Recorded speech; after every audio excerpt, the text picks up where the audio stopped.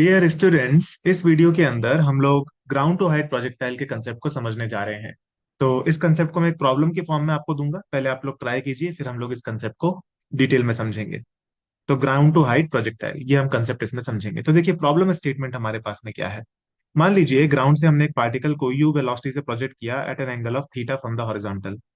ठीक है। और ये जो पार्टिकल हमने प्रोजेक्ट किया है, ये एक दीवार है थोड़ी दूर पर जो कि डी डिस्टेंस पे है, वहां से प्रोजेक्ट किया है। ठीक है। तो ये पार्टिकल जो है, मान लीजिए इस तरीके के प्रोजेक्टाइल पाथ पे ट्रेवल करते हुए फाइनली वो दीवार से टकरा जाता है। तो हमें इसके अंदर ये बताना है कि वो कितनी हाइट पर टकराएगा दीवार के ऊपर, कितना उसको टाइम लगेगा, किस वेलोसिटी से वो दीवार पर टकराएगा और किस एंगल पे वो दीवार को टकराएगा। ठीक है, ये सारी की सारी चीजें हमको बताना है। तो इस क्वेश्चन में हमको गिवन क्या क्या है। गिवन हमको है initial velocity, angle of projection, G तो गिवन रहता ही है, और डी भी गिवन है कि जो दीवार है वो पॉइंट ऑफ प्रोजेक्शन से कितनी दूरी पे है। ये डेटा हमको गिवन है। हमको बताना है टाइम ऑफ फ्लाइट कितना होगा, कितनी देर बाद पार्टिकल टकराएगा, कितनी हाइट पर टकराएगा दीवार पर, किस वेलोसिटी से टकराएगा, किस एंगल पर टकराएगा। ठीक है, ये चारों चीजें हमको बतानी है। और इस तरीके के प्रॉब्लम को हम लोग बोलते हैं ग्राउंड टू हाइट प्रोजेक्टाइल, कि पार्टिकल ग्राउंड ग्राउंड से हमने प्रोजेक्ट किया है और किसी हाइट पे जा रहा है। ठीक है, तो ग्राउंड टू हाइट प्रोजेक्टाइल हो गया।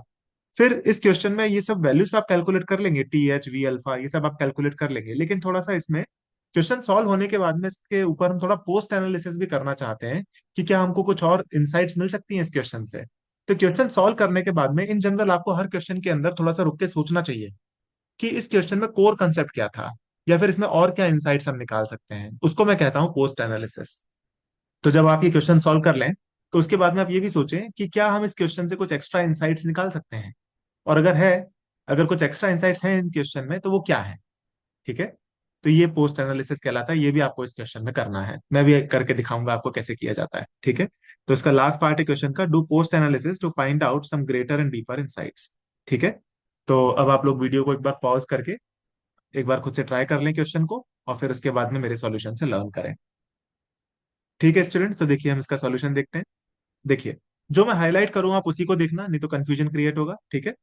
तो देखिए यहाँ पे हमने क्या किया, वेलोसिटी के हमने कंपोनेंट्स कर लिए, you cos theta you sine theta. ये हमने कंपोनेंट्स कर लिए। ये पार्टिकल जा करके इस तरीके से टकरा रहा है। ये वी और अल्फा हमको कैलकुलेट करना है, टाइम ऑफ फ्लाइट कैलकुलेट करना है, एच कैलकुलेट करना है, डी हमको दिया हुआ है, इनिशियल वेलोसिटी यू हमको दी हुई है। ठीक है।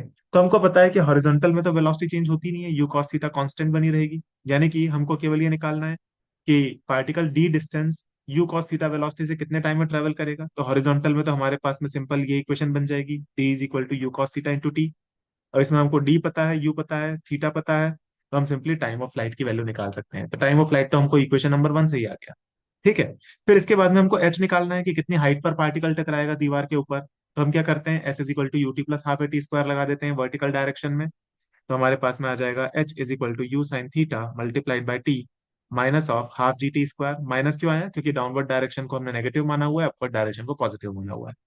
तो ये हो गई हमारे पास में सेकंड इक्वेशन। सेकंड इक्वेशन में आप फर्स्ट इक्वेशन से टाइम ऑफ फ्लाइट की वैल्यू अगर रख देंगे, तो आपके पास में वो हाइट आ जाएगी जहां पर ये पार्टिकल जाकर के दीवार को टकराएगा, तो एच की वैल्यू आ जाएगी।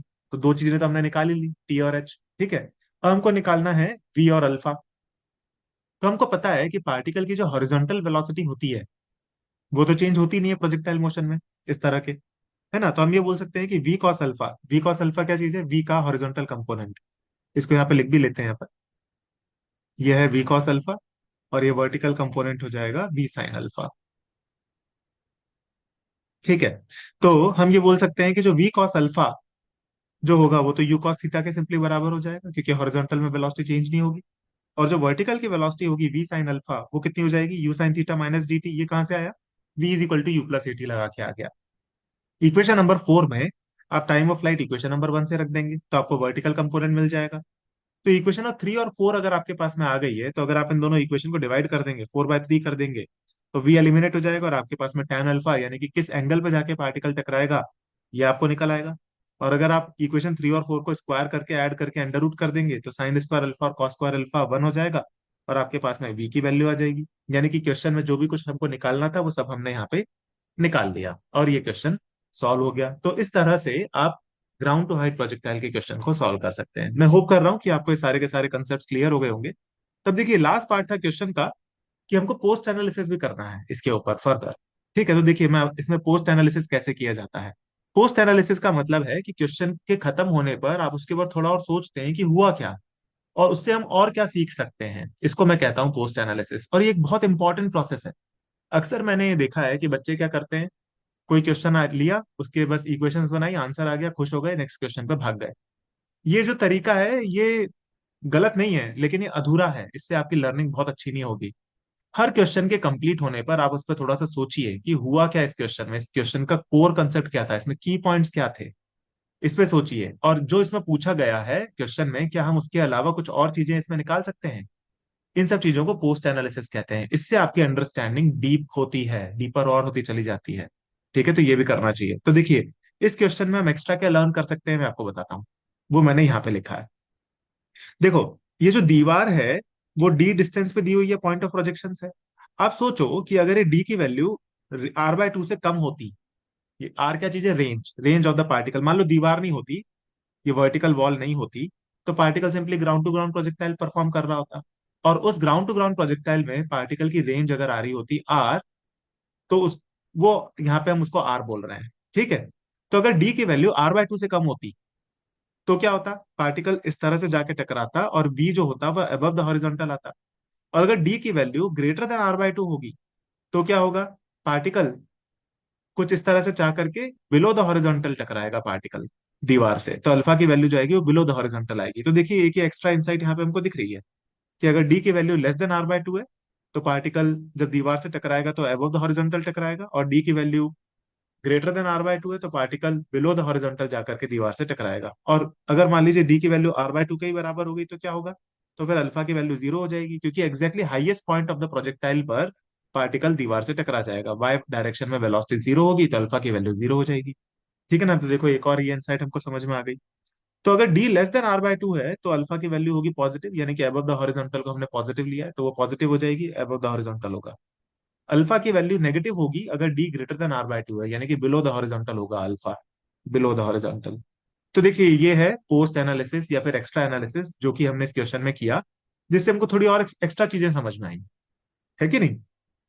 हालांकि ये चीजें आपको इक्वेशन भी दे देगी। जैसे अगर आप यहाँ पे इक्वेशन नंबर 4 जब आप सॉल्व करोगे, तो इस इक्वेशन नंबर 4 में अगर v साइन अल्फा नेगेटिव आता है, तो आपको पता लग जाएगा कि पार्टिकल जो है वो बिलो द हॉरिजॉन्टल टकरा रहा है दीवार से। और अगर v साइन अल्फा पॉजिटिव आता है, तो आपको पता लग जाएगा कि पार्टिकल अबव द हॉरिजॉन्टल टकरा रहा है। ठीक है ना, तो ये इक्वेशंस भी आपको दे देंगी। यहाँ पे हमने क्या किया, इसको थोड़ा सा विजुअलाइज करके देख लिया, ताकि हमारी एक डीपर अंडरस्टैंडिंग डेवलप हो पाए। तो इन सब चीजों को भी आपको सोचना चाहिए, आपको थोड़ा इमेजिनेशन और इंट्यूशन डेवलप करना चाहिए, क्योंकि फिजिक्स जो है वो इमेजिनेशन और इंट्यूशन का सब्जेक्ट है। फिजिक्स जो है वो ब्लाइंड मैथमेटिक्स नहीं है कि हमने बस इक्वेशन बनाई, सॉल्व किया, आंसर आ गए, खुश हो गए। ये गलत तरीका है फिजिक्स को पढ़ने का। आपको इसमें इमेजिनेशन को बिल्डअप कीजिए, इंट्यूशन बिल्डअप कीजिए, तब आप फिजिक्स में ग्रो कर पाएंगे। और इस चैनल का पर्पस भी यही है। ठीक है स्टूडेंट्स, तो हम लोग मिलेंगे आने वाले वीडियोस में सिमिलर कंसेप्ट्स और प्रॉब्लम्स के साथ में। Thank you.